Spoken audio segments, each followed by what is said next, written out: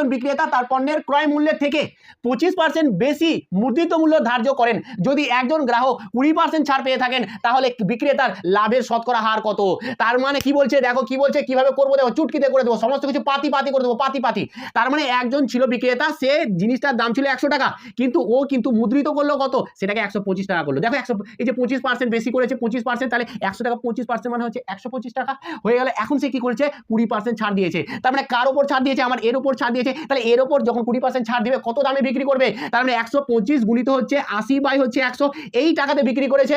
তাহলে আমাদের কত হচ্ছে, তাহলে 25 দিয়ে কাটলাম, 5×25 আমাদের 100 হয়ে গেল। আর এটা হচ্ছে যে কি আমাদের 4×25 100, সরি 4×5 125, আর 4×25 হচ্ছে যে কি 100, 4 কে 4, 4 দুগুণা কত, 4 দুগুণা হয়ে গেল আমাদের 8। তার মানে আমাদের কত হলো, 5 দুগুণা 10, মানে হয়ে গেল আমাদের 100 টাকা। তার মানে যে জিনিসটাই সে 100 টাকায় কিনেছিল, সেটা তিনি 100 টাকাতে বিক্রি করলো। তাহলে লাভের হার কত?